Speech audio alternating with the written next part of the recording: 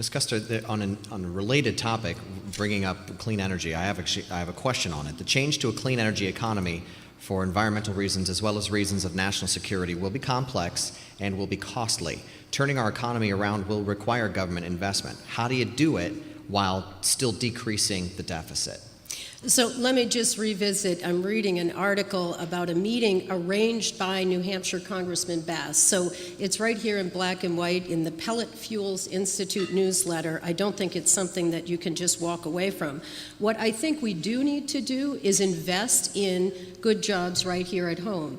And there's no doubt that renewable energy provides lots of jobs. I'm just saying it's this type of self-dealing that gives Washington a bad name, and I want a new approach there. What I want to do is invest in the wind energy, like the plants over at the wind turbines over in Leominster and around this state. We have projects that we're looking at up in the North Country that can really make a difference up there. Wood energy, hydro, geothermal is an option here, but the problem is that for years and years and years in Washington, Congressman Bass was voting for subsidies and tax breaks for oil and gas, tens of billions of dollars in subsidies, and for coal.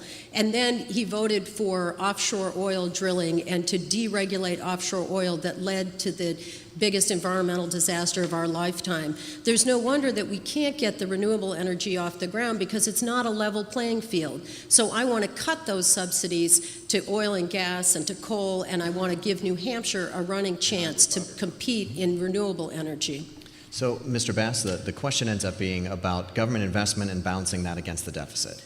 Well, first of all, we're back now on the Democratic Congressional Campaign Committee national talking points. I'm responsible for 9/11. I'm responsible for the BP oil spill. I'm responsible for the crash of Wall Street. I'm responsible for every conceivable problem that ever afflicted America, except for the fall of the old man of the mountain and ring around the collar and dishpan hands. This is a debate about where America is going to go next year. And you will note that there's been very little discussion on the other side about anything that's happened since January 1, 2009.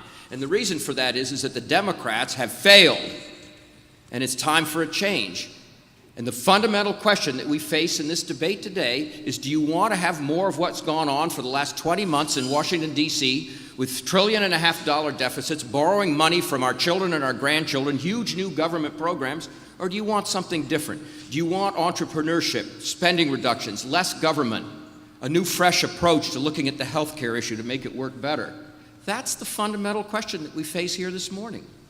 But how can we say that's the fundamental question when you've got 12 years and 15,000 votes? That's exactly where you want to go. In fact, in the first debate, you're quoted as saying, I want to pick up right where I left off. Well, right where he left off was deregulating Wall Street, deregulating the very derivatives and the credit default swaps. I can barely say the words, but that's what he was deregulating. So that caused the economic meltdown on Wall Street. It's right there. You can see it in black and white.